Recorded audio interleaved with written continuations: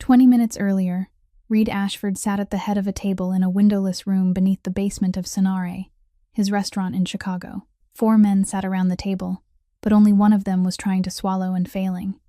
Reed didn't raise his voice, didn't slam his fist. He asked one question, quiet as ordering lunch, and the man across from him forgot how to breathe.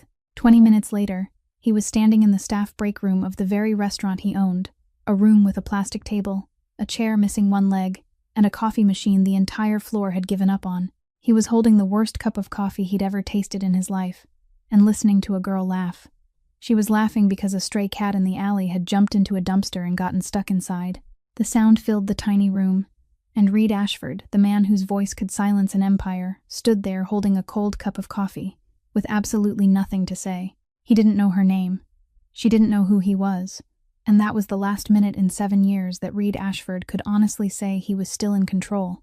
If this story touched you, hit the like button and share it with someone who needs to hear it. Subscribe so you don't miss what's coming next, because next week, another powerful man is about to kneel, and the reason is even crazier. She looked up. She didn't startle, didn't rise, didn't hurry to fix the way she was sitting as though she had just been caught being lazy. She only lifted her head, looked straight at the man in the 3-piece suit standing in the middle of the staff break room like a note played out of key, and asked, "Did you get lost on the wrong floor? Or in the wrong profession?" Reed opened his mouth, then closed it again. For the past 7 years, he had sat across from men who traded whole cities, from lawyers 2 decades older than he was, from partners willing to swallow one another alive at the negotiating table. No one had ever asked him a question he didn't already have at least 3 answers for. Not until tonight. "I'm looking for something," he said, and the moment the words left his mouth, he knew how foolish they sounded. She arched a brow. "In the staff break room? The only thing worth looking for here is a chair with all its legs intact. And that we don't have." She nudged the plastic chair across from her toward him with the tip of her shoe. "Want to sit? It leans a little to the left, but if you shift your weight to the right, you'll survive." Reed sat down. He didn't know why he sat. He had an appointment in the VIP room upstairs in less than 2 hours, with the Whitmore family, with a young woman, his mother, and an entire machinery of arrangement had chosen for him 4 seasons ago. He had a schedule. He always had a schedule. But he sat down in the chair that leaned to the left, and the girl across from him poured him a second cup from the rusted relic that no one else dared to touch, as though a stranger in a suit sitting in the staff break room was the sort of thing that happened every night. "I'm Jolene," she said. No last name, no explanation. Just a name, set down on the table as lightly as a paper napkin. "Reed," he answered. No last name either. And he realized this was the first time in 7 years he had introduced himself without the family name attached. She didn't ask what he did for a living. She didn't ask why he had come here. She spoke the way people do when they're used to having no time for circling around anything. The night shift started at 8 o'clock, ended at 3 o'clock in the morning. She got home at 4 o'clock. Slept until 8 o'clock, then opened her laptop to take freelance design work, worked until afternoon, ate the one proper meal of the day, and then went right back to work. 4 hours of sleep, she said, not complaining, only speaking as though she were reading the weather. Enough not to collapse into a drink tray, not enough to dream. Reed listened. He couldn't remember the last time he had listened to someone speak without having to sort through which sentence was true and which one was calculation. This girl wasn't calculating. Not because she was naive, quite the opposite. She spoke plainly because she had nothing to lose, and she knew it. And she wasn't ashamed of it. Reed was thinking that he could sit here another 15 minutes, and no one would find him when the break room door flew open. The restaurant manager stood in the doorway, face drained white, eyes wide as if he had just seen a ghost sitting there drinking coffee. "Mr. Ashford, sir. I didn't know you were." The sentence died in midair. The manager looked at Jolene, looked at Reed, looked at the plastic cup of coffee in the hand of the man who owned this entire restaurant, and 17 other businesses spread across Chicago, and he looked as though he wanted the ground to open and swallow him whole. Jolene looked at the manager, then at Reed. She said nothing for about 3 seconds. Those 3 seconds, Reed felt as clearly as he felt the chair tilting beneath him. She was putting the pieces together. Ashford. Sir. The owner. The plastic cup of coffee. The staff break room. She finished fitting them together. Her face didn't change. She didn't go pale, didn't flush, didn't stand up and bow her head. She only tilted her head a little to one side, looked at him with the expression of someone who had just turned over a card no one expected, and said, "So you own that coffee machine too? Now you understand why the whole floor gave up on it, don't you?" The restaurant manager looked as though he was about to faint. Reed didn't look at the manager. He looked at Jolene. And for the first time in many years, he laughed. Not the smile he used in boardrooms. Not the polite smile he used at parties.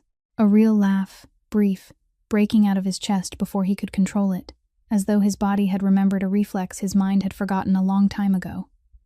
He turned to the manager. "Move the appointment in the VIP room to next week. Call my assistant, and tell him to inform the Whitmores." The manager stood there for another 2 seconds, mouth slightly open, then nodded and withdrew so quickly it was as if he had never appeared at all. Jolene watched him go, then turned back to Reed. "You just canceled an appointment over the worst cup of coffee in Chicago?" "I canceled it because I want to sit here," Reed said, and he realized, as the words left his mouth, that this was the first time in 7 years he had said the word want, and truly meant it.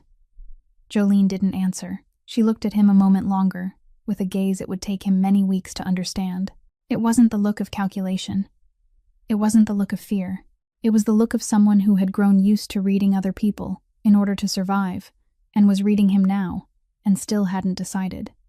"Then sit," she said. "But for the third cup, you pour it yourself. I don't work overtime for the boss." Reed returned to the Ashford estate at nearly 11 o'clock that night. The gatekeeper opened the gate without a word, because the Ashford family's gatekeeper was paid not to speak, and he was very good at doing exactly that. Reed passed through the main hall, past the grand staircase leading up to the bedrooms, past the east corridor where the light was still on in his mother's room, and he didn't stop at any of those places. He went straight down to the garage.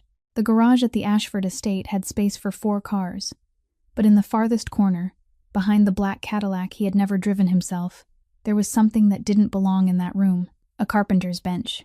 Oak, the middle of the tabletop worn smooth with age, the 2 front legs darker than the 2 in back, from decades of facing the same direction. His father's bench. Reed took off his suit jacket, hung it over the door handle, rolled his shirt sleeves up to his elbows, and pulled a hand plane from the drawer beneath the bench. He set a plank of oak on the work surface. He had bought this piece of wood the week before, from a small woodworking shop on the outskirts of the city. Paid cash, used no real name, because Reed Ashford did not buy wood. Reed Ashford signed contracts, bought real estate, bought the silence of other people. Reed Ashford did not stand in a garage at midnight planing wood, but Douglas Ashford's son did. He planed, slowly, evenly, without looking down, exactly the way his father had taught him before everything changed. Each pass of the plane pushed away a thin, curling ribbon of wood that fell soundlessly onto the concrete floor. He didn't think, or rather, he thought in the only way his hands allowed. When the hands were working, the mind didn't run in circles. It moved straight ahead. He thought about the sound of laughter in the staff break room. He thought about the way that girl had looked at him after learning who he was, and still hadn't changed her tone, hadn't changed her eyes, hadn't changed the way she sat in the chair. He thought that over the past 7 years he had met hundreds of people, and every single one of them had changed at least one thing the moment they learned he was Reed Ashford. Their voice, their eyes, the way they sat, the way they held a glass, the way they chose their words. The girl in the staff break room had changed nothing at all, and that kept him awake more than any contract ever had. This was the secret he hid most carefully, not the meetings in the basement, not the numbers passing through accounts the tax office never saw. Reed Ashford's most dangerous secret was the carpenter's bench in the garage, the callus in the palm of his right hand that he always hid beneath gloves or beneath the edge of a conference table. The fact that the head of the largest family in Chicago stood planing wood at midnight like an ordinary carpenter, because it was the only way he could remember his father, without feeling that he was wearing the man's suit and playing a role his father had never lived long enough to teach him how to play. He planed until the board was smooth, then he stopped, wiped his hands, put the jacket back on, and went upstairs to his mother's room. His mother's room was still lit. Margaret Ashford sat propped against a careful mound of pillows on the bed, so thin that the blanket drawn across her chest seemed to be holding a thought rather than a person. But her eyes were bright. Her eyes were always bright. Her body was losing the battle, but her eyes still refused to sign any surrender. Reed closed the door and stood at the foot of the bed.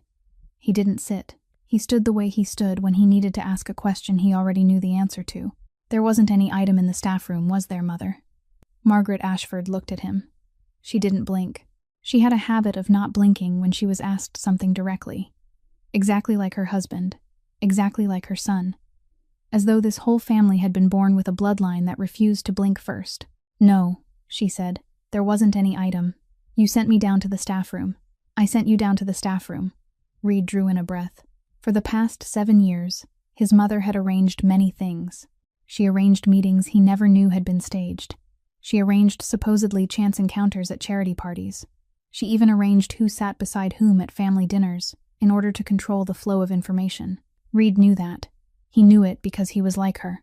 But tonight was different. Tonight she had not arranged a business meeting. She had arranged for her son to meet a night shift waitress. Margaret opened the drawer of her bedside table and took out a sheet of paper folded into quarters. Plain paper. Not the expensive stationery she usually used for formal letters. Paper she had torn from a notebook, the kind people used to write grocery lists. On it were 5 names. Just names. No surnames. Each name came with a handwritten note, the letters small and slanting to the right, the lines trembling slightly at the end of every word, because her hand was no longer as steady as it once had been. The first name was Jolene, the shortest note of all 5 names. Reed read that note, then read it again. Then folded the paper and set it down on the edge of the bed. You've been watching her, he said. Not a question. I've been observing her, Margaret corrected. Watching is your word, observing is mine. I've seen her. I know who she is. Reed waited. He knew his mother. She would say more, but in her rhythm, not in his. Margaret looked toward the window. Outside, the east garden lay sunk in darkness, where the wooden fence stood, the one Reed repaired himself every weekend, because she loved that garden, and he didn't want outsiders entering the house. Reed, she said, her voice softer now, as if she were using the part of her breath she had to ration day by day. Don't look her up. Don't call your assistant. Don't pull a file. Don't run a background check. Don't turn her into a stack of papers in one of your drawers. You've already turned enough people into files. Reed said nothing. Because she was right. You've kept everything your father left behind, Margaret went on. She looked back at him. Her eyes were wet, but her voice was not. You kept the empire, kept the family, kept the chair at the head of the table. You've been very good at keeping things, Reed. 7 years without losing a single one. She stopped, breathed. Every breath she took now was a conscious decision, no longer a reflex. But you still haven't built anything that is truly your own. The room fell still. Reed could hear the steady beeping of the breathing monitor on the bedside table, and the wind beyond the window, and the silence of all the things his mother didn't add, because she didn't need to. He made no promise. His mother hated promises. She said promises were what people used when they still didn't know what they were going to do, and she had not raised her son to become a man who didn't know what he was going to do. I'll go back to Sinar on Tuesday, Reed said. Margaret Ashford looked at him, then nodded. A small nod, sparing, like everything she had done in recent months. But Reed saw, at the corner of her mouth, the faintest curve, not enough to call a smile, but enough for him to know that folded sheet of paper had been written a long time ago. She had only been waiting for the exact right moment to hand it to him. In the second week, Reed was walking into Sinare at 7 o'clock in the evening, when his closest aide stopped him in the corridor behind the kitchen. This man never stopped Reed unless something worth stopping for had happened. Someone's watching the night shift waitress, the aide said in a low voice. Neil Whitmore's people. Reed didn't ask what kind of surveillance, since when, or how many men. He only needed one name, and now he had it. Neil Whitmore, uncle to Paige Whitmore. The girl the Ashford family was arranging for Reed to marry in order to merge the business territories of the two sides. Neil had eyes and ears everywhere, including inside Reed's own restaurant. Someone at Sinare had reported it. The boss came 3 times a week, didn't sit in the VIP room, sat at the bar talking to the night shift waitress. A rumor like that only needed 2 days to reach Neil's ears. Reed fell silent. 5 seconds. His aide had worked with him long enough to know that 5 seconds of silence from Reed Ashford were more dangerous than 5 minutes of fire and shouting from anyone else. Tell Whitmore's people to stop, Reed said, his voice light, even, neither rising nor falling. The voice of a man reading a weather report that just happened to decide who would still be doing business in Chicago next week. If I have to say it a second time, I won't say it with words. The aide nodded and disappeared. Reed made one more call. He arranged for 2 security men around Jolene's apartment building, 24 hours a day, in shifts, discreetly. She wasn't to know. If she knew, she would ask why, and he didn't yet have any answer he could give her without dragging in an entire world she wasn't ready to look at. That afternoon, during the regular meeting with his business allies, one of them raised the issue. Not directly, because no one at that table spoke directly to Reed, but the meaning was clear enough. The boss was spending time with a waitress, while there were business deals that needed closing, while the Whitmore family relationship needed maintaining, while an entire system was waiting for him to make a decision. Reed listened to the end. He didn't explain. He didn't argue. He only looked at the man who had spoken and said one sentence. I don't recall the last time anyone at this table asked me who I spend my time with. The meeting room fell silent. The kind of silence in which people could hear the clock on the wall, hear someone swallow, hear a pen rolling across the table because its owner had just let go of it. No one asked again. 7:30 in the evening. Reed walked into Sonari and sat at the bar, in the same spot where he always sat. Jolene was serving table 7. She saw him, gave a small nod. The kind of nod from someone familiar with a face but not yet familiar with a heart. Then turned back to her work. 10 minutes later, during her break, she sat down across from him with a cup of coffee from the new machine someone had quietly replaced, and said, "New coffee machine. No one knows who changed it. The whole floor is saying there's a kind ghost around here." Reed took a sip. "Is the coffee any better?" "Better. Still bad. But bad at an acceptable level now. Not at the level that makes you want to quit." And Reed, the man who an hour earlier had made an entire boardroom stop breathing, sat at the bar drinking coffee that was bad at an acceptable level, and felt that this was the only seat all day he truly wanted to sit in. Jolene Carter had been keeping a ledger in her head since she was 16. Not the romantic kind, not a diary written in purple ink with a silver lock. It was the kind of ledger kept by someone who didn't have the right to forget. How much this month's hospital bill cost, how much for electricity and water, how many days until the freelance design deadline, how many hours she had slept last night. She kept everything in her head, precise, tidy, arranged by priority, because she had learned that anything written on paper could be lost, but anything written in the mind followed her to sleep and woke up with her every morning. Over the past 3 weeks, Jolene's mental ledger had gained a new entry. She didn't give it a name. She only knew it sat in a place she couldn't control, between this month's hospital bill for her mother and whether to buy a new pair of shoes or wait another month. And it was taking up more and more space.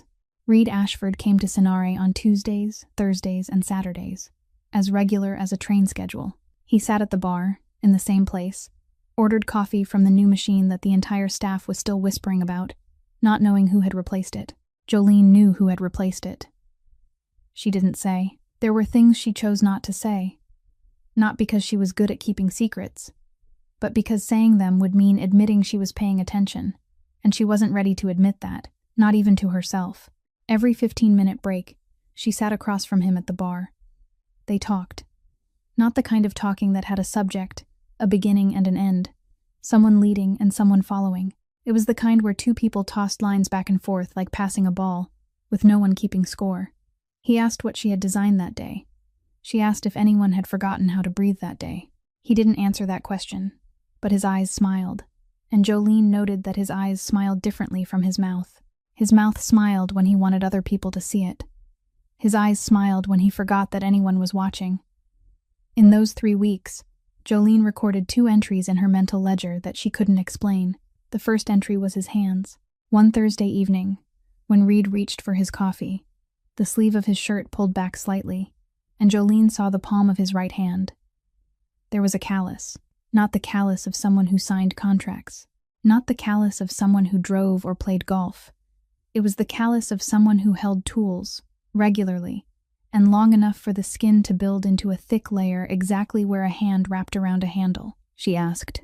"Your hand," she said, offering no further explanation, because she knew he understood what she was asking.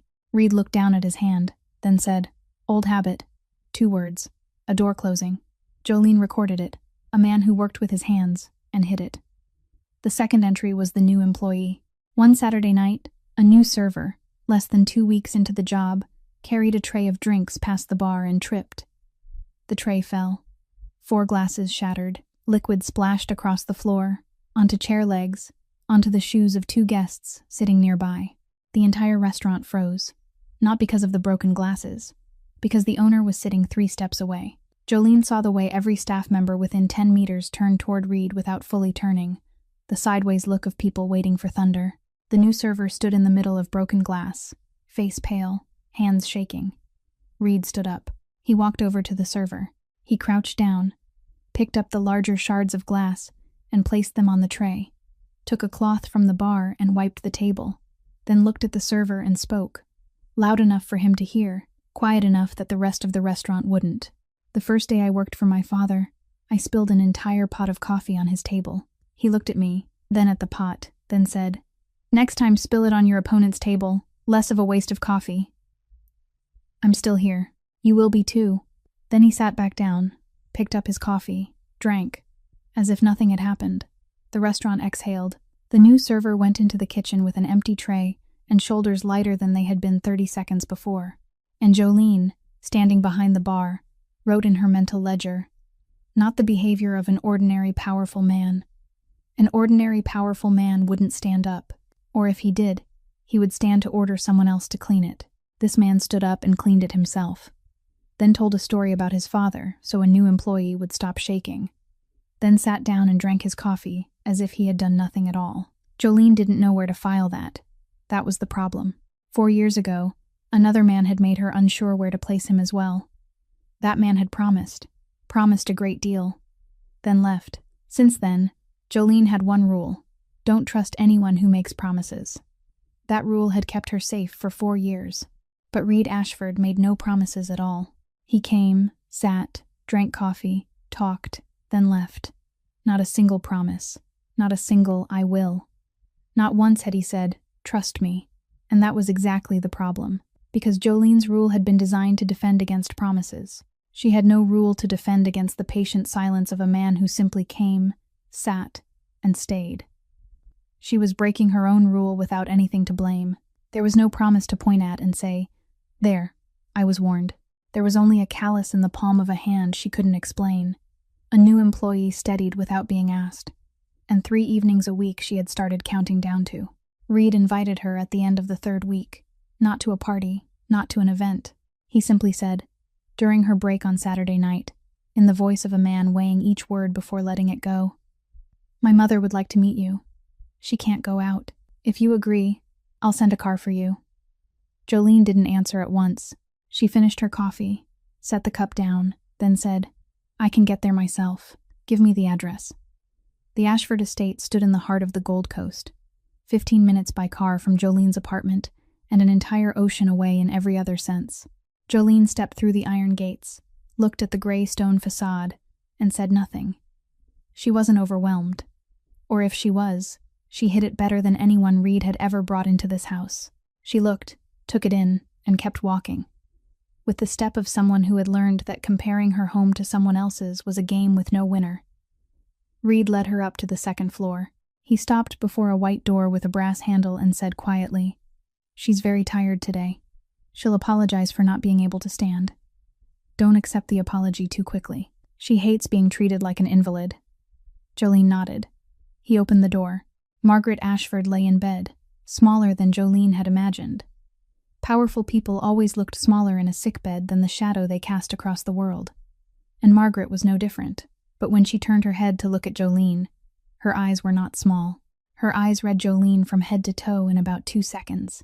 Not in the way of judging clothes or appearance, but in the way of someone who had spent a lifetime reading other people, and was now reading quickly, because she knew she didn't have much time left to read slowly.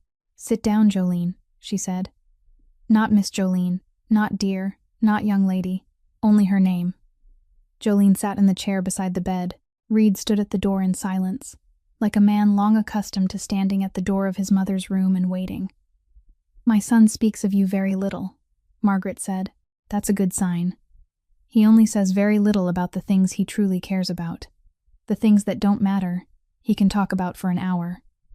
Jolene didn't know how to answer that. Margaret didn't need her to answer. She went on, her voice light, but each word set in place the way a jeweler sets a stone. The first time I saw you was at Sinar, last November. Family dinner. I was in the VIP room, and you were serving outside. I wouldn't have remembered you if something hadn't happened that night." She paused to catch her breath. Every breath was audible in the stillness of the room. There was a guest who had drunk too much. He started troubling the table beside him, talking loudly, laughing loudly, slapping his hand on the table. The family at the next table had a young woman with them who was deeply uncomfortable and didn't know what to do. The restaurant manager was standing at a distance, watching, and didn't dare come closer because that guest was a major business partner. She looked at Jolene. "You walked straight over. You said 3 sentences. I couldn't hear what you said because I was sitting too far away, but I saw his face when he stood up and walked out. He wasn't angry. He was ashamed." Margaret let that sentence hang in the air for a moment. Then she spoke, slowly, clearly, each word carrying weight. "A person who can make someone else feel ashamed instead of afraid. That is a kind of power that can't be bought. I have lived 61 years, Jolene. I have seen people use money to subdue, use power to threaten, use reputation to force. But to make a drunken man realize he is wrong with only 3 sentences, without shouting, without threatening, without calling anyone over, that is not something I have seen often." Jolene sat still. She hadn't known Margaret had been watching. No, observing her for that long. She felt as though someone had just turned over a page from a diary she hadn't known she had written. Margaret opened her palm. Resting there was a small silver bracelet, not elaborate, thin, the kind of bracelet someone wore every day, instead of keeping behind glass. "Take it," she said. "It's not an engagement gift. It's a welcome. You may wear it or not wear it. My son will be offended if you don't. I won't." Jolene accepted the bracelet. The silver was cool in her palm. So light she could almost not feel it at all. But she did feel it, because she was the sort of person who noticed light things, because all her life she had survived on light things other people overlooked. "Thank you," she said, and her voice, for the first time since she had entered this house, trembled slightly. Only slightly. Not enough for anyone else to hear, but Margaret heard it, because Margaret was the kind of woman who heard even the tremors people tried to hide. Jolene left. Reed walked her to the door. She didn't say much. She held the silver bracelet inside the pocket of her coat, and Reed didn't ask whether she would wear it or not, because in the past 3 weeks he had learned that Jolene Carter was not a woman who answered questions she hadn't yet finished asking herself. He went back upstairs to his mother's room. Margaret had closed her eyes, but she wasn't asleep. She opened them when she heard him shut the door. "My son," she said, "she will learn who you are, not the name on the business card, the name people whisper when they speak of you. The question isn't whether she will accept it. The question is whether you have enough courage to stand still when she sees that part of you." Reed didn't answer. Margaret closed her eyes again, and in the darkness of the room, the monitor kept sounding in its steady rhythm. Steady, steady, steady. Like a countdown clock both mother and son could hear clearly, though neither of them spoke of it. The coffee shop sat on a small street corner on the west side of Chicago, the kind of place with only 8 tables, a menu written in white chalk on a blackboard, and an owner who made every cup by hand. Jolene came because she had received a text message from an unknown number that morning. The message was short. "I'm Paige Whitmore. I need to speak with you. Not about Reed, about you. The coffee shop on the corner of West Randolph, 2 o'clock in the afternoon. I'll be sitting at the table in the back." Jolene had almost deleted the message. She didn't know anyone named Paige Whitmore, but the surname Whitmore she had heard before. For the first time in her life, on the night Reed canceled his appointment in the VIP room to stay in the staff break room with her. The Whitmores. The appointment with the Whitmore family. She went. Paige Whitmore was sitting at the table in the back, exactly as she had said. The girl was a few years younger than Jolene, and she spoke with the bluntness of someone who had spent a very long time deciding whether to open her mouth at all, and now had no intention of circling around anything. "Do you know who owns this coffee shop?" Paige asked. Jolene shook her head. "Reed's cousin. His name is Trent Ashford. He left the family 3 years ago to open this coffee shop. The whole family treats him like a traitor. I think he's the bravest person I know." Paige paused. "Not for drama. To breathe. I'm going to tell you some things," Paige said. "I'm going to tell you facts. I'm not going to tell you what to think. You'll decide that for yourself." Jolene nodded, and Paige told her. Margaret Ashford, Reed's mother, had spent 2 years observing. Not observing one person, observing many. She made a list, 5 names, each name with a short note beside it. She wrote it by hand, on a sheet torn from a notebook. Plain paper, not expensive stationery. That list was given to Reed before the night he first came to Sonare. The first name on the list was Jolene. Jolene listened. Her face didn't change. Or if it did, it changed somewhere Paige couldn't see. That night, Paige continued, Reed was directed by his mother to go down to the staff break room. Not the VIP room, the staff break room. Margaret told him she had left something there. There was nothing there. Jolene placed her hands on the table. All 10 fingers spread out, then closed, then spread again. That was the only thing about her that moved. The appointment in the VIP room that night, Jolene said slowly, was with your family. Yes. My family and the Ashford family had an arrangement. Reed was supposed to marry me to merge the business territories on both sides. That night was the first official meeting. He canceled that meeting. Silence. The sound of the coffee grinder running at the counter. The sound of a spoon tapping against a glass at the next table. Jolene was fitting the pieces together. Paige could see she was fitting them together, because Paige was the sort of person who knew how to recognize when someone was rearranging the picture she thought she had already seen clearly. There's something else I need to say, Paige said. Not about the list, about Reed. She looked straight at Jolene. You know who he is, don't you? I'm not asking whether you know his name, which restaurant he owns, what he drives. I'm asking whether you know who he is. In this city, when he walks into a room, the whole room stops breathing. Not because he's tall or handsome, because people know he can change their lives with one phone call. I'm not saying this to frighten you. I'm saying it so you'll know what you're stepping into. Jolene didn't answer. She looked down at the cup of coffee she had not taken a single sip from since sitting down. Paige, Jolene said after a long while, why are you telling me this? Paige smiled, a tired smile, but not a bitter one. Because I know what it feels like to be arranged without anyone asking whether you want it. My family used the marriage to Reed as leverage. 4 seasons passed, and I sat through parties I didn't want to attend, smiling at people I didn't want to smile at, while the person I wanted to be beside was standing behind the coffee counter in this place. She looked toward the counter, where a young man in an apron was pouring milk into a cup with the concentration of someone who loved doing exactly what he was doing. Trent, Paige said softly. Then she turned back to Jolene. I never wanted to marry Reed, not once. And Margaret, I think, knew that.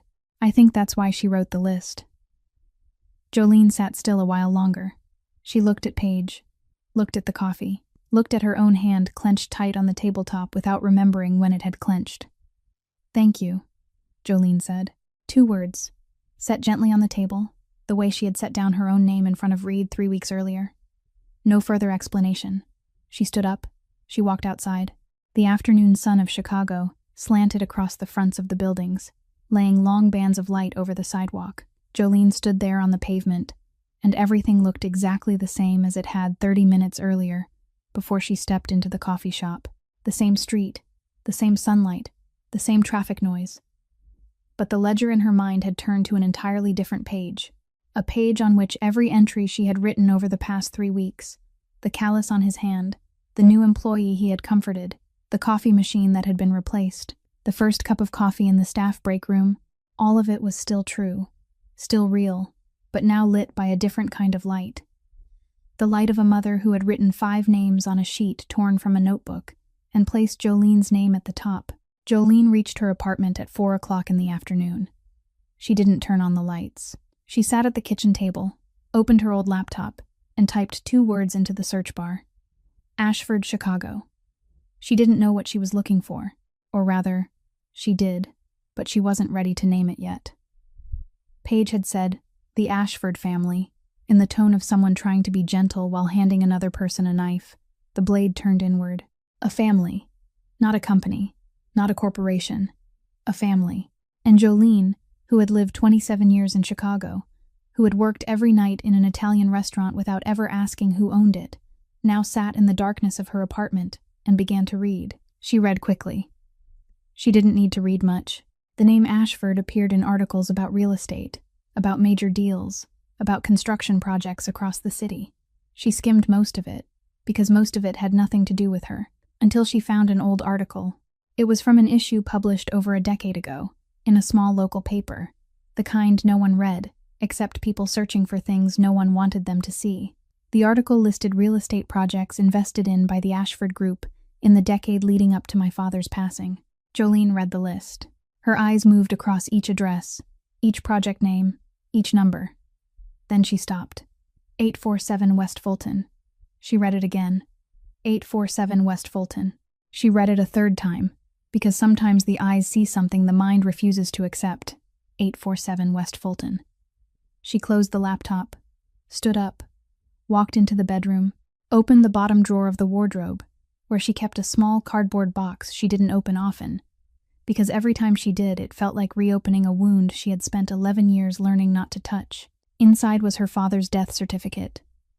Martin Carter fell from scaffolding on the 7th floor at a construction site. Site address, 847 West Fulton, Chicago. Jolene held the death certificate in one hand. The other still held the box. She sat down on the floor, her back against the wardrobe, surrounded by old papers. Hospital bills turned yellow with age, letters from lawyers her family had never been able to afford to hire, and a small photograph of her father standing in front of a construction site, wearing a hard hat, smiling. Her father had fallen from the 7th floor of a project owned by the Ashford Group. Her father had died in an accident no one had been held responsible for. Her family had received no compensation. Her mother had collapsed, fallen ill. Jolene had left college, worked as a server, taken freelance design jobs, slept 4 hours a night, and written every debt into a ledger of survival. It had all begun at 847 West Fulton, and 847 West Fulton belonged to the name that sat across from her drinking coffee 3 nights a week. Reed had not caused the accident. He had been 20 years old when her father fell. He had not yet taken over the family. He might not have known. But the name he carried, the family he led, the empire his mother had built and he preserved, had let a construction worker fall from the 7th floor, then buried it quietly, then paid nothing to the dead man's family, then continued building other projects, signing other contracts, eating dinners in restaurants where the dead man's daughter was serving tables. Jolene cried. She didn't cry often. 4 years ago, when her former lover left her, she hadn't cried. She had laughed. She had laughed because if she didn't, she would have had to admit she had been wrong. And Jolene Carter didn't have time to be wrong. But tonight she cried. Not because of Reed. Not because of the list, the arrangement, the 3 weeks of sitting at a bar with a man his mother had chosen for him. She cried for her father, because the death certificate in her hand carried an address she had read hundreds of times over 11 years, and every time she had only seen a number and a street name, never the name behind it. Now she saw it, and it carried the name Ashford. She sat on the floor long enough for the tears to dry on her cheeks. Then she stood up, wiped her face with her sleeve, took the death certificate and went to her mother's room. Ruth was lying on the bed, her eyes closed, but when Jolene sat beside her, she opened them immediately, in the way of a mother who never truly slept while her daughter was not yet home. "What is it?" she asked. Jolene told her. Not about the list, not about Paige, not about the 3 weeks at the bar. She told only one thing. 847 West Fulton belonged to the Ashford Group. Her father had fallen at their site. Reed Ashford stood at the head of that family. Ruth listened. She said nothing for a long time. Her eyes looked up at the ceiling, then at her daughter, then at the death certificate in Jolene's hand. And Jolene realized her mother was not as surprised as she had expected. She was surprised, but not undone. Ruth had lived long enough to know the world was smaller than people believed, and the threads that tied one person to another were sometimes woven from things no one wanted to see. "Are you angry because he didn't tell you the truth?" Ruth said slowly. "Or because you had already started to like him before you knew it?" Jolene looked at her mother. "Both." Ruth nodded. Then she spoke, and her voice now was not the voice of a mother offering comfort, but the voice of a woman who had lost her husband, had been ill, had been poor, had watched her daughter leave college to wait tables, and had not lost the ability to look straight into the core of things. "The real question isn't whether he's sincere. The question is why he didn't trust you enough to tell you the truth." Jolene held the death certificate, folded it, and placed it inside her shirt, over her chest, where it lay against her skin like a small bone, sharp and cold. Jolene chose Millennium Park, Not Sonare, because Sonare was his territory. Not her apartment, because her apartment was where her mother lay, and she didn't want what she was about to say to carry through the thin wall between the rooms for her mother to hear. She chose a place that belonged to no one, a place with enough people passing through so she wouldn't feel cornered, and wide enough that she could turn and walk away at any moment without anyone stopping her. She texted Reed. 2 sentences. Millennium Park. 10 o'clock Saturday morning. Don't bring anyone. Reed arrived 5 minutes before she did. He stood beside a stone bench, wearing a gray coat, hands in his pockets, and watched her approach with the eyes of a man who already knew this conversation would not be easy, and came on time anyway. Jolene didn't sit. She stood across from him, 3 steps away, close enough not to raise her voice, far enough for him to understand she hadn't come to listen to explanations. Your mother made a list, she said. No greeting, no preface. 5 names, mine at the top. You got that list before you walked into the staff break room that night. Your mother sent you down there. There was no item. There was no coincidence. Reed didn't deny it. He didn't nod, didn't lower his head, didn't look away. He stood still, looked straight at her, and waited. You let me think you were lost on the wrong floor, Jolene said, her voice steady, but each word set down with the weight of something laid on a scale 1 brick at a time. You let me think you were a kind boss who happened to sit and drink coffee with a staff member. You let me offer you coffee from a broken machine. Let me talk to you the way I talk to ordinary people. Let me feel decent for treating you decently. You knew I was decent, and you stayed because of that. Reed drew a breath. When he spoke, his voice wasn't the voice of a boss, not the voice of the man at the head of a table in a room with no windows. It was the voice of someone setting down something he had been carrying too long. I was greedy, he said. For the first time in 7 years, someone spoke to me without calculation. Didn't look at me and start counting what I was worth. You sat there, on that broken chair, poured me a cup of coffee the whole floor had given up on, and talked to me as if I were a man who had wandered in by mistake. I wanted to keep that feeling. 3 weeks. I wanted to keep 3 weeks. Selfish. I know. Jolene listened. Her face didn't soften. She listened to the end, and realized the worst part wasn't what he had just said. The worst part was that she understood. She understood why he had done it, and understanding made her angrier, because it was 10 times harder to be angry at someone you understood than at someone you despised. The project at 847 West Fulton, she said. Her voice changed, not louder, not shaking, just deeper, as if this sentence came from another place inside her, a place older and heavier. Back then, during the height of the expansion, my father's name was Martin Carter. He was a construction worker. He fell from scaffolding on the 7th floor. That project belonged to a subsidiary of the Ashford Group. Did you know Reed? Silence. The kind Jolene had learned to count. She counted. 1 second. 2, 3, 4, 5, 6, 7. I knew, Reed said. 2 words. His voice flat, but flat in the way a lake is flat just before a stone breaks the surface. My mother told me not to look you up. I knew you were a Carter, but I didn't want to open that door. I wanted to see the girl who didn't care about my last name, but eventually, I had to read it. And once I did, I didn't know how to tell you. All that time, Jolene repeated. You knew almost from the beginning. How many weeks did you sit and drink coffee with me after that? You listened to me talk about night shifts, about 4 hours of sleep, about my mother's hospital bills, and you knew the reason I had to live like that carried the name of the family you stand at the head of. Reed said nothing. His shoulders were straight, but something in his jaw shifted, as if he were clenching his teeth to keep something from breaking loose. You hid 2 things from me, Jolene said. Your mother chose me. Your family is tied to what happened to my father. Which one is worse, Reed? And Reed Ashford, the man who always had an answer. The man who sat at the head of tables in windowless rooms and made people forget how to breathe with a single question, stood in Millennium Park on a Saturday morning and had nothing to say. Not because he couldn't find the words, but because any word he chose now would be wrong. And he was smart enough to know when silence was more honest than any answer. I need time, Jolene said.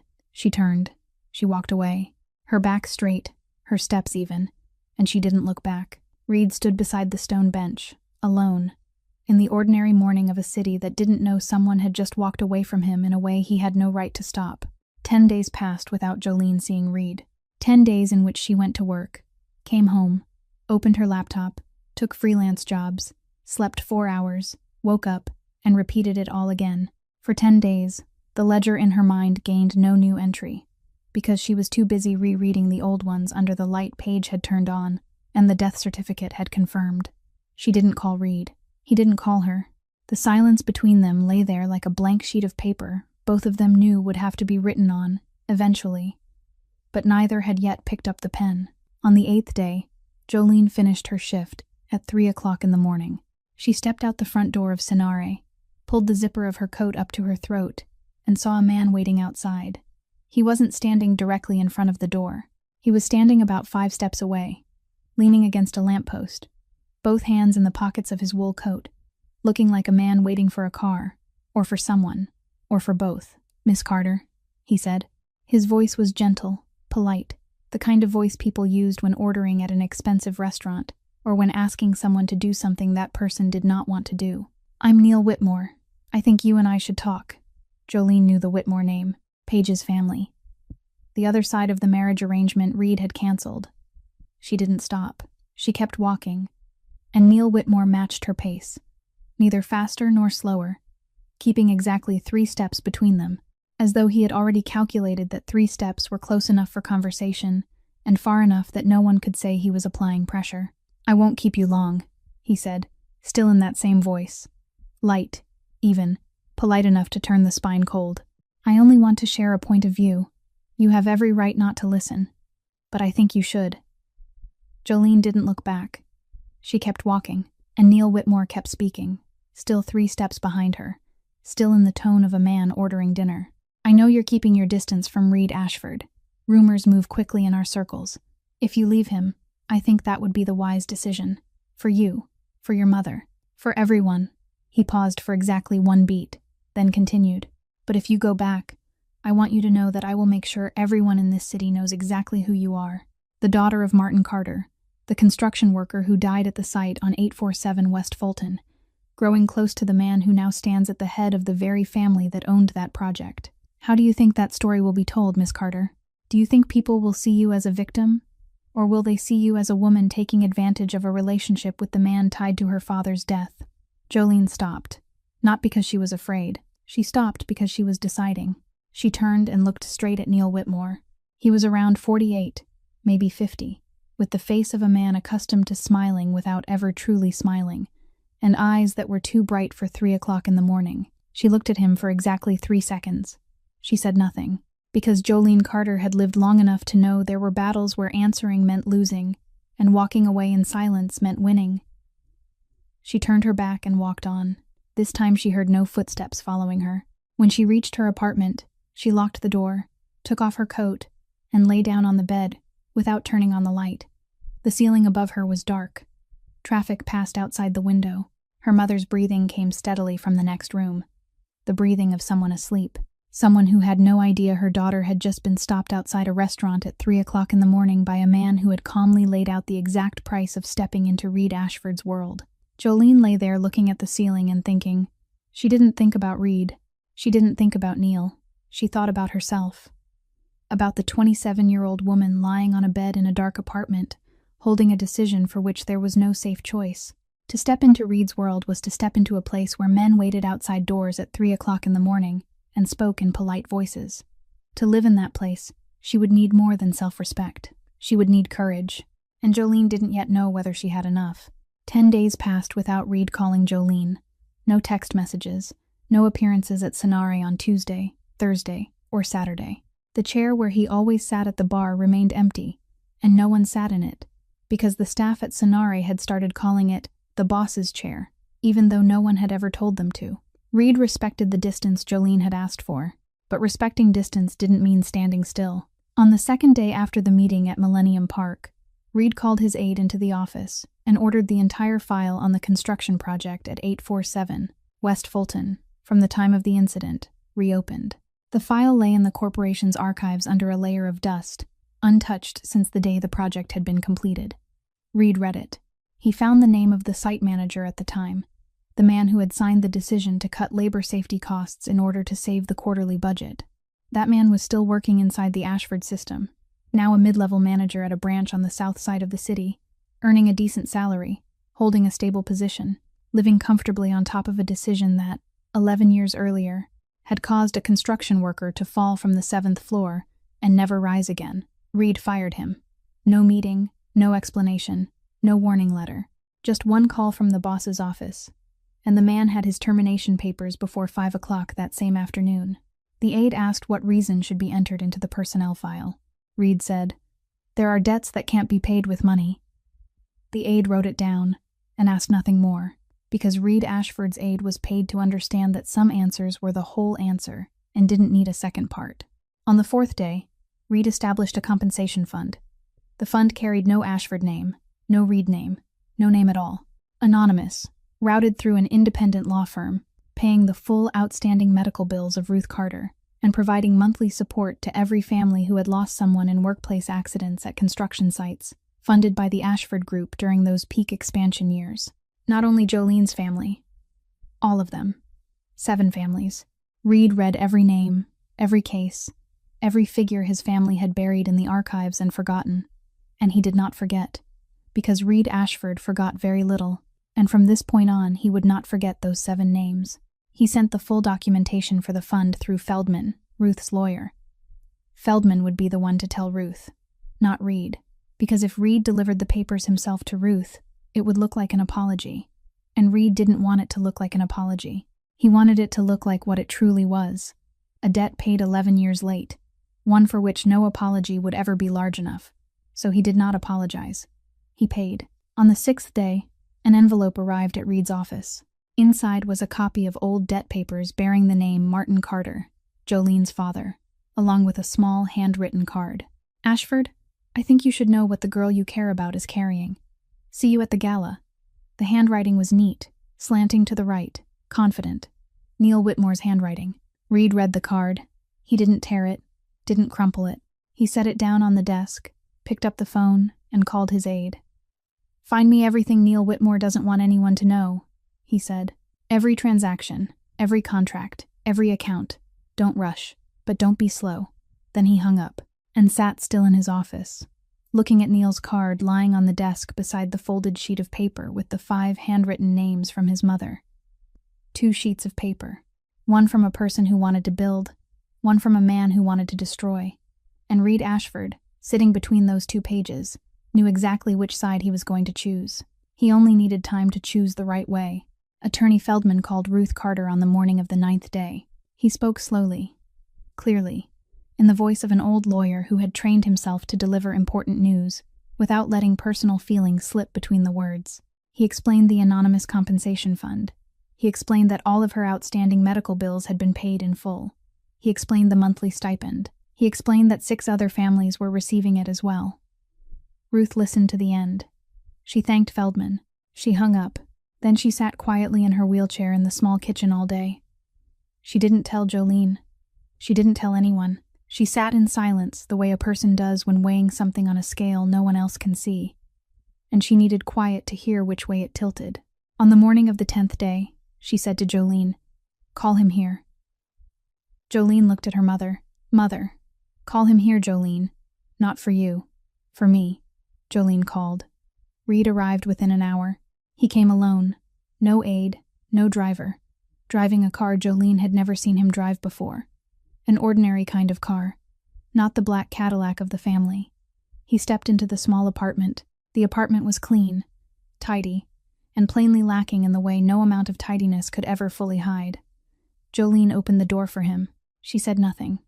She only led him into the living room, pulled out the best chair in the house for him, the only wooden chair with a cushion, then poured water into the least chipped glass out of the 3 glasses on the tray and set it in front of him. Reed looked at the chair, looked at the glass, and he understood, without anyone needing to explain it, that he was being offered the best this house had, and that weighed more than any banquet he had ever sat through. Jolene set the glass down, looked at him for a moment, then said, "My mother wants to speak with you alone. I'll wait outside." She left, closed the door. Reed sat across from Ruth Carter. She sat in her wheelchair, a blanket over her legs, her hands resting on the arms of the chair, looking at him with a gaze Reed had seen only once before in his life, in his own mother. The gaze of a woman who had lost enough that she was no longer afraid of losing more, and for that reason had no cause left not to speak plainly. "I know who you are," Ruth said. "Not from my daughter. From the way Attorney Feldman fell silent when I mentioned the Ashford name." 5 seconds before he continued. 5 seconds, Mr. Ashford. He is an old lawyer. He has heard every kind of name in this life. And your name made him stop for 5 seconds. I don't need to read the newspapers to understand what those 5 seconds mean. She paused, not to catch her breath, to give him time to take it in. "I'm not afraid of you," she continued. "I'm afraid of the world you carry with you. The world where a man waits outside a restaurant at 3 o'clock in the morning to speak politely to my daughter."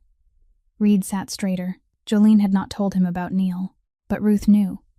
She knew because her daughter had come home that night and locked the door with both hands instead of one, and Ruth had lived with her daughter long enough to know that locking a door with both hands meant there was something outside Jolene did not want to let in. "I can't separate myself from that world, ma'am," Reed said, "but I can be honest." Ruth looked at him, for a long time, the kind of look people use when reading a contract line by line, word by word, searching for any hidden clause. "You created the compensation fund," she said, "not only for my family, for 7 families. You fired the site manager responsible for the accident. You sent the papers through Feldman instead of bringing them here yourself. And you haven't called my daughter for 10 days. She listed each thing in a flat voice, neither praising nor condemning, only arranging the evidence. "I have one question," she said. "Did you do those things because of my daughter? Or because you can't bear to look at yourself in the mirror every morning?" Reed didn't answer at once, he thought, and Ruth watched him think, and she saw that he was truly thinking, not choosing pretty words. "Both, ma'am," he said. "I'd be lying if I told you it was only one reason." Ruth looked at him for another 3 seconds. Then she said, "Sit properly. You're sitting like you're about to jump up and run." Reed realized he was perched on the edge of the chair, his back stiff and straight, as if ready to leave at any second. He sat back, leaned against the chair, and Ruth nodded once, a small nod, as though he had just passed a test she had not warned him about. "2 conditions," she said. "First, you don't hide anything from my daughter anymore. Anything. Even if you think it will hurt her. Even if you think telling her will make you lose her. You do not hide it, because hiding is the surest way to lose her." "Agreed," Reed said. "Second, you come here 3 times a week. 1 month. If after 1 month my daughter still wants this, you meet with Attorney Feldman. He is cheap and honest. 2 things that rarely come together." "Agreed." Ruth paused. Reed waited for a 3rd condition. Ruth said, "The 3rd one I'll let Jolene speak herself. That girl knows how to protect herself better than I thought, better than I'd like to admit." She turned her wheelchair a little closer. Her voice softened, not into tenderness, only into something lighter, like a person setting something breakable down on a table. "And Mr. Ashford, don't promise what you can't control. Don't promise to protect my daughter, because you can't control the world you live in. Promise what you can control. Honesty." Reed looked at Ruth Carter. She looked back at him, and in that moment, Reed saw something he had seen before, in his own mother, in Margaret, in the woman lying in bed at the Ashford estate, with eyes brighter than her body. The same kind of strength, the kind possessed by a woman who has lost almost everything and still sits with her back straight, still sets conditions, still looks at the most powerful boss in Chicago and says, "Sit properly." "Honesty," Reed said. "That I promise." Ruth nodded. "Good. Now call my daughter back in, and drink your water. You haven't taken a single sip since you walked into my home." On the 11th day, Jolene went to the Ashford estate without warning. She didn't call Reed. She didn't text him. She took the bus, walked the last stretch, and rang the gate bell at 2 o'clock in the afternoon. The gatekeeper recognized her, because the Ashford family's gatekeeper was paid to remember the face of everyone who had ever passed through those gates, and she was the one he had been told must never be stopped. She went straight to the 2nd floor. She didn't look for Reed. She walked to the white door with the brass handle, Margaret's door, and knocked. "Come in," Margaret's voice called from inside, smaller than before, thinner, as though each passing week was shaving away a layer of her, and no one could see where the knife was. Jolene stepped inside. Margaret lay in bed, in the same position, against the same mound of pillows, but smaller. Not smaller because the bed was larger. Smaller because she was losing more quickly than Jolene had imagined. Her eyes were still bright, but that brightness now resembled a candle in a closed room, more than a lamp on a desk. Still enough to read by, but the kind of light that made people know it would go out soon, and made them begin to read faster. "Jolene," she said. No surprise, no question about why she had come, as though she had always known Jolene would come, only not which day. "I have a question for you," Jolene said. She sat in the chair beside the bed, the same chair she had sat in last time, and she realized there was still a faint mark on the armrest from the last time she had gripped it, when Margaret told her the story about Sonare. She didn't grip it this time. She placed her hands in her lap, palms upward, and asked plainly, "Did you know about the project at 847 West Fulton?" Margaret didn't blink. A family trait. "I knew," she said, "before I wrote your name on the list." The room fell silent. Jolene could hear the breathing monitor sounding in its steady rhythm, hear the light wind outside the window, hear something inside herself arranging itself again. Slowly, carefully, like someone setting a room back in order after everything in it had been overturned. "You knew the Ashford family was tied to my father's accident," Jolene said, not as a question. "And you still wrote my name at the top of the list. You chose the daughter of the construction worker who died on your family's project for your son." "Yes. Why?" Margaret drew in a breath. Every breath now was a choice, not a reflex, and she chose to spend this one on speech. "Because I wasn't choosing someone who forgives easily, Jolene. I was choosing someone who forgives at the right moment."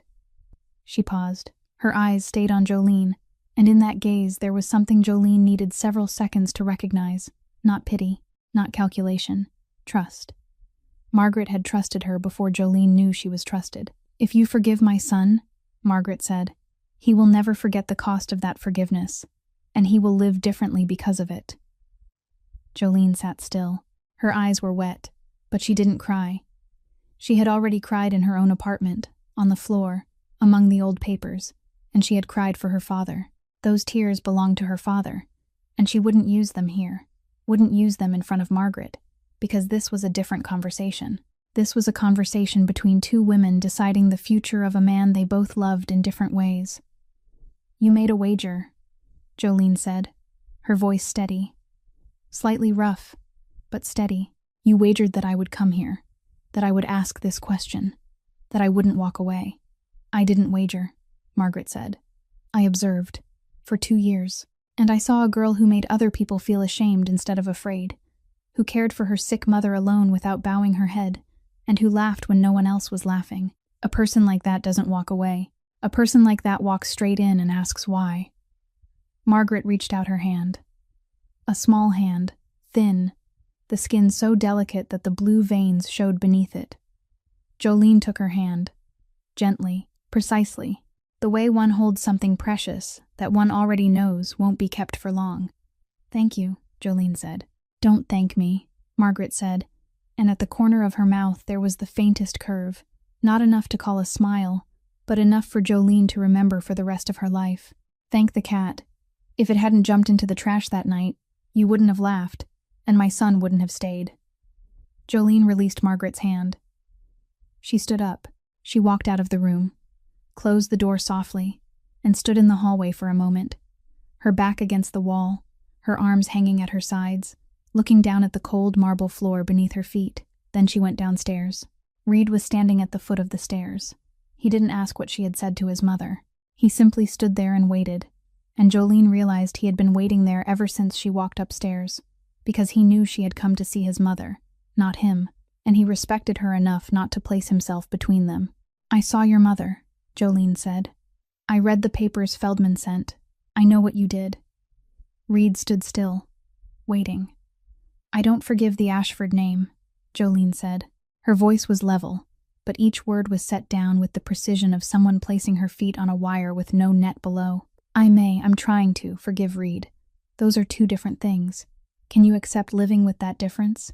"I can," Reed said. 2 words, no explanation, no defense, no added promise. Just 2 words, set down at the foot of the staircase like a foundation stone on which he meant to build everything else. Jolene nodded. She didn't smile. She wasn't ready to smile. But she didn't turn and walk away either, and Reed understood that, at this moment, was already more than he deserved. The sea green gown arrived at Jolene's apartment on the morning of the gala, in a white box with no logo, only a small note inside written in a trembling hand. "Let the dress do the heavy work. You only need to walk." Margaret's handwriting. Jolene put the dress on, stood in front of the only mirror in the apartment, the small one hanging behind the bathroom door that forced her to step back 3 paces just to see half her body, and said, "I look like a fish." Ruth sat in her wheelchair at the bathroom doorway, looked at her daughter, and said in a flat voice, "You look like someone who's about to be stared at by 300 people, and half of them will hate you on instinct because you look better than they do, even though you didn't have the money to buy that dress. Walk slowly. Keep your back straight, and don't answer a question nobody asked." Jolene kissed her mother's forehead, picked up her purse, and left. Reed was waiting for her at the entrance hall of the gala venue. He was wearing a black suit, the kind of suit Jolene had seen him wear the first time in the staff break room. But tonight it looked different, or he looked different, or she looked at him differently. She wasn't sure which thing had changed, and decided not to examine it right now. "Jolene," he said. "Reed, you. If you say I look like a fish, I'm going home. I was going to say you look like the sort of woman who makes me forget my own name, which is a little inconvenient since the man announcing guests is about to ask for it. Then remember it. I'm not introducing you for you." He held out his hand. She took it, and they walked in. 300 heads turned. Jolene felt it like a physical gust of wind, 300 gazes falling on her all at once, 300 minds beginning their calculations at once. Who? From where? Wearing what? With whom? Worth how much? She didn't flinch. She had served 300 people in a single night at Sonare before. The only difference was that tonight she wasn't carrying a tray. They crossed the hall. Reed introduced her to a few people, briefly, without flourish. Jolene shook hands, nodded, said exactly the number of words required, no more. She was beginning to think the evening might pass without incident when Neil Whitmore appeared. He came from the left side of the hall, cutting across the edge of the dance floor, holding a glass of wine that Jolene guessed wasn't his first, because his steps were steady, but his eyes were not. Neil Whitmore's eyes tonight held that same brightness she had seen outside the restaurant at 3 o'clock in the morning. The brightness of a man who had drunk just enough to lose the last layer of control sobriety had been holding in place. "Miss Carter," Neil said, his voice polite, loud enough for the people nearby to hear. "What a pleasure to see you here. I hear you and Mr. Ashford have become very close." He turned to Reed. "Congratulations, Ashford. I do hope she knows that her father, Martin Carter, left behind a debt of $3,400, and I have the papers to prove it. The head of the largest family in Chicago spending his time with the daughter of a construction worker in debt. People will begin to wonder what exactly she's using this relationship to solve." Silence spread around them, not through the whole hall, only in a circle of about 10 steps. But 10 steps at a gala like this was enough for a rumor to reach the walls within 10 minutes. Jolene felt Reed's hand tighten beneath hers. He was about to speak. She squeezed his hand once, lightly, quickly, enough for him to understand. "Let me." Reed went silent. Jolene turned to Neil. "Mr. Whitmore," she said, her voice calm, clear, the voice of someone who had practiced calm through 4 years of keeping a survival ledger and 11 years of caring for a sick mother. "You just said $3,400. That figure is wrong. The original debt was $3,400. But your father, before his death, accepted the repayment terms my father proposed. $25 each quarter, deducted from the net debt of $2,900, because your father also owed mine $500 from a card game he lost at the business club shortly before the accident occurred. I have copies of the papers. I always do." Neil stood frozen. The wine glass in his hand tilted slightly. "I'll offer you, publicly, in front of everyone here, the same terms your father accepted before he died," Jolene said. $25 each quarter, paid from my personal income, beginning next quarter. My lawyer, Mr. Feldman, will draft the documents. If you refuse, I will release the full file to the press. The letters between your father and mine, the card game, the agreement, all of it, under my name." The circle of silence around them had widened now. 20 people. 30. Neil opened his mouth, but before he could speak, Reed stepped up beside Jolene. He didn't look at Neil. He looked out across the room, his voice light, Even the voice of the man at the head of the table. The voice that made his entire business empire go still and listen whenever he used it. On that note, the Ashford Group has just completed a full review of all workplace safety records at our construction sites over that 5-year period. Some families were not compensated as they should have been. We are correcting that. Anyone with relevant information, our attorneys are always available. He didn't look at Neil. He didn't need to. The whole room understood. Reed Ashford had just publicly admitted his family had been wrong, stood beside the daughter of a victim, and turned the very weapon Neil had meant to use into proof that Neil was attacking a family. The Ashford Group was in the process of compensating. Attacking Jolene Carter now no longer looked like attacking a poor girl. It looked like attacking the public correction of the largest family in Chicago. Neil Whitmore looked around. He saw 300 faces. And on those 300 faces there was not one that stood with him. He nodded once, short and sharp. The nod of a man who knew he had lost and had no way to lose that would make it look any better. And he withdrew. The crowd closed behind him the way water closes after a stone sinks. 2 days after the gala night, Neil Whitmore received the first call from the bank. His entire line of business credit had been frozen.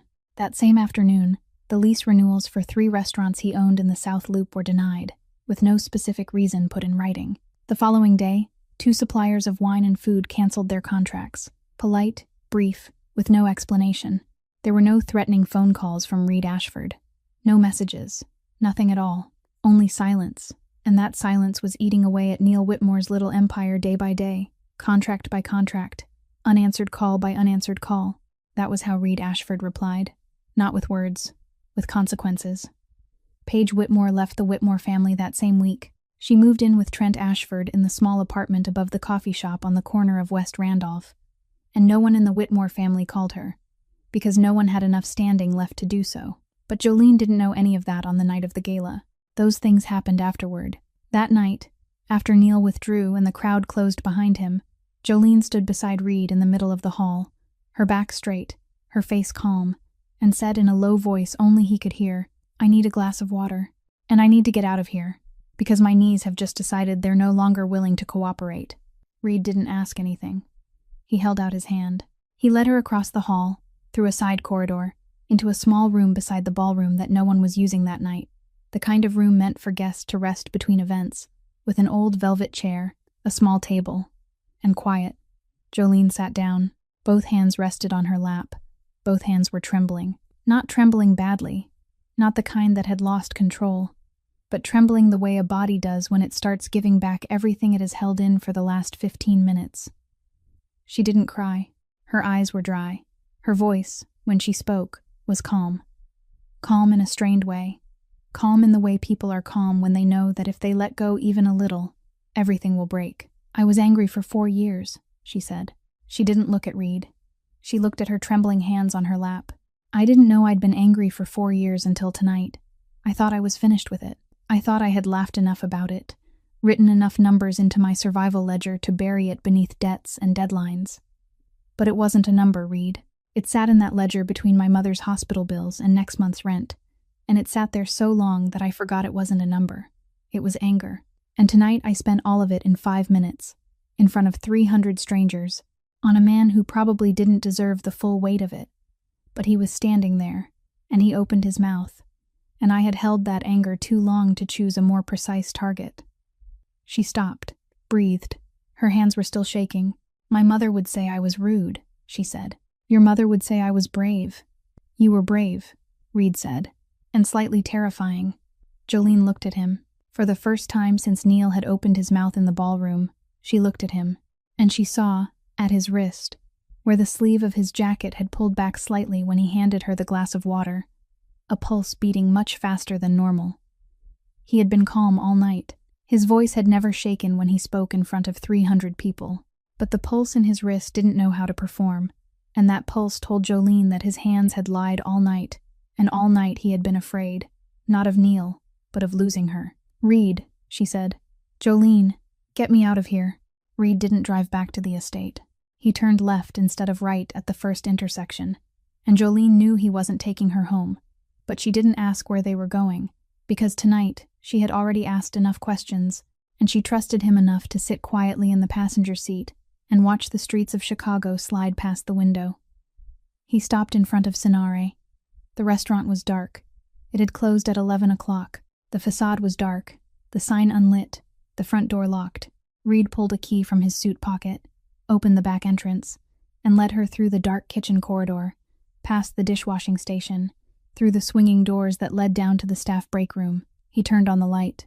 The fluorescent bulb flickered twice, then came on, that cold, white light Jolene had known through so many night shifts, the kind of light that hid nothing, flattered nothing, only shone on everything exactly as it was.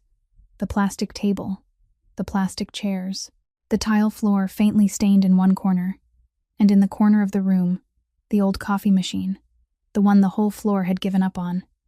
It was still there, unplugged. Beside it stood the new machine, spotless, its waiting light blinking softly. But the old machine was still there in the corner, like a witness no one had thought to remove. "You kept it," Jolene said. "I kept it," Reed said. He didn't explain why. He didn't need to. Jolene looked at the old coffee machine, and she remembered that first night, the worst cup of coffee, the laughter over the stray cat, and the man in the suit, standing in the middle of the staff break room not knowing what to say. Then she looked back at him. He was standing in the middle of the room, in the exact place where he had stood the first time. But tonight everything was different. Tonight she knew who he was, knew what his family had done, knew his mother had chosen her, knew he had hidden things from her, knew he had tried to make things right, knew the pulse in his wrist had run fast when he was afraid of losing her, knew all of it. And she was still here. Reed went down on one knee, not slowly, not theatrically, with no music and no candlelight.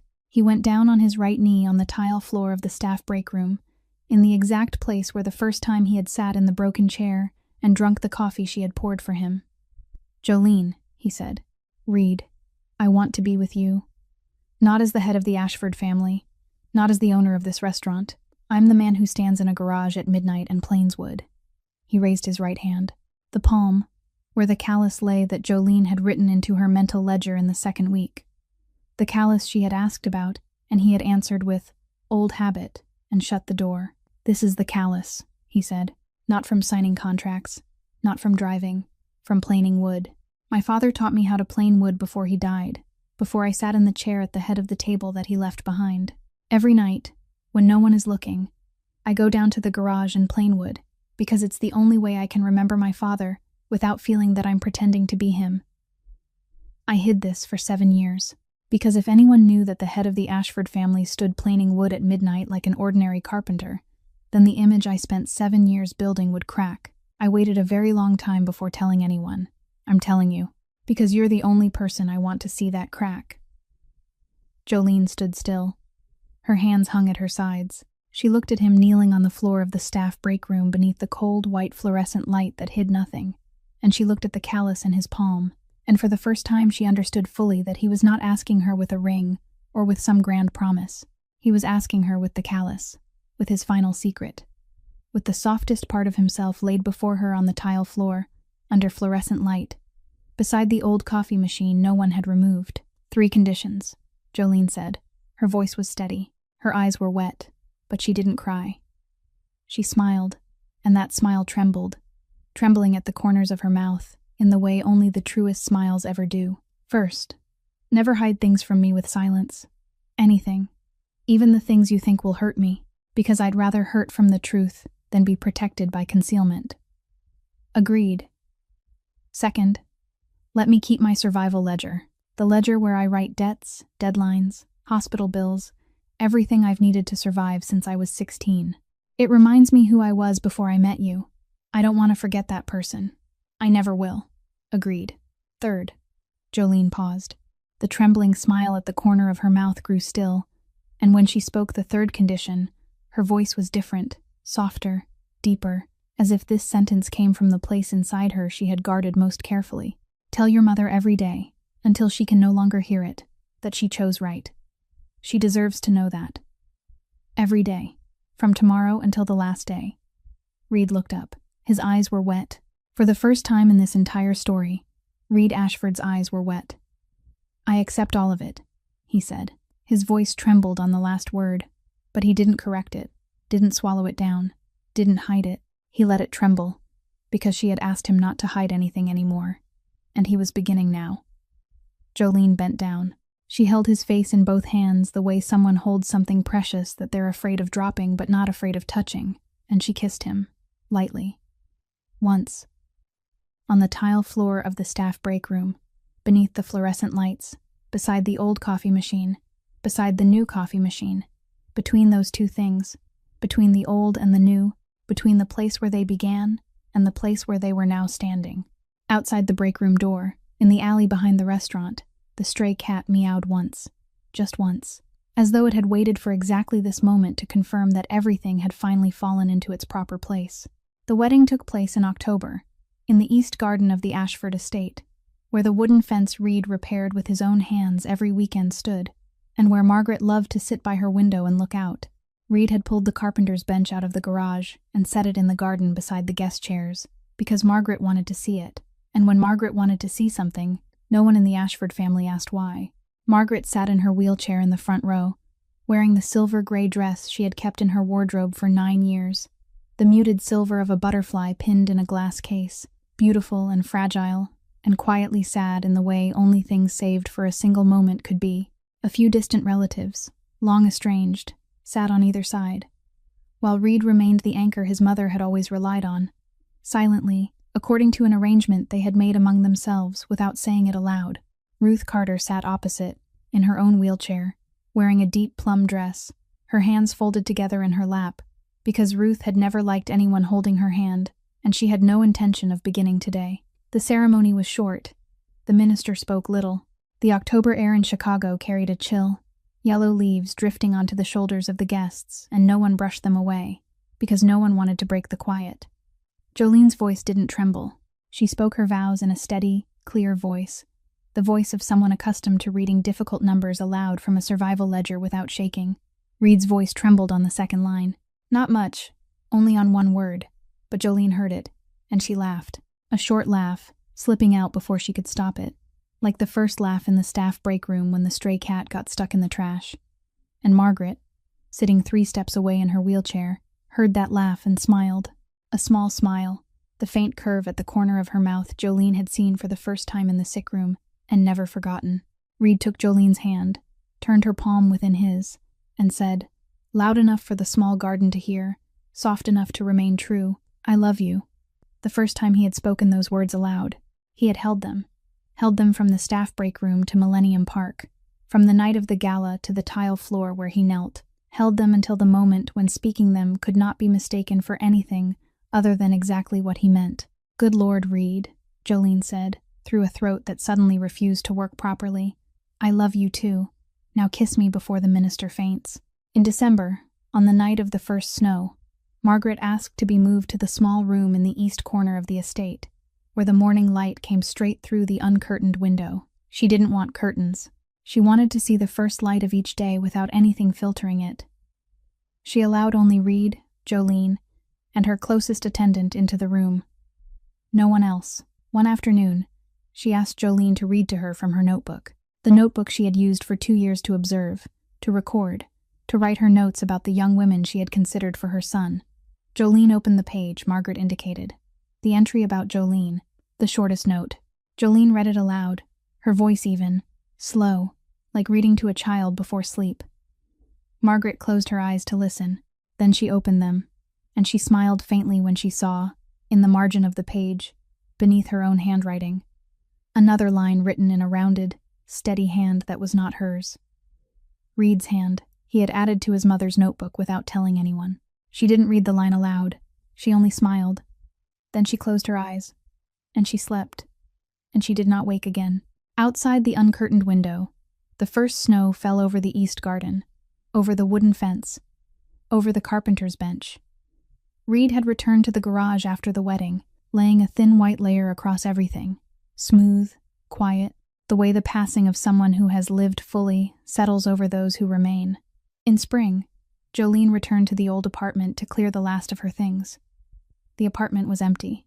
Her mother's bed was gone, the wheelchair was gone, the steady breathing from the next room was gone, because Ruth had moved to the Ashford estate before Christmas, and Reed's doctor had confirmed that she was not dying, only exhausted, and that exhaustion was slowly lifting under the care of proper meals, a warm fire, and a daughter who no longer had to sleep 4 hours a night. The apartment felt smaller than Jolene remembered. She moved through each room, checking each drawer, each corner. Beneath the bed, where she had not looked for months, she found the survival ledger. The small notebook, cloth-bound, the corners worn, the first page marked with the date she began, the year she was 16, the year her father died. Jolene sat down on the floor. She opened to the last page, the page she had written before the wedding. The single line on that page was not a number, not a debt, not a deadline.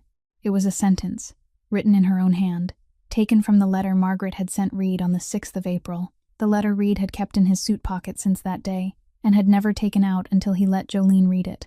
My son, when you go to Sonare tomorrow night, don't carry your burden into the VIP room. Take it down to the staff room first. If you can set it down there, you won't need to carry it any farther. Jolene read it twice. She closed the notebook. She stood. How long have you been here?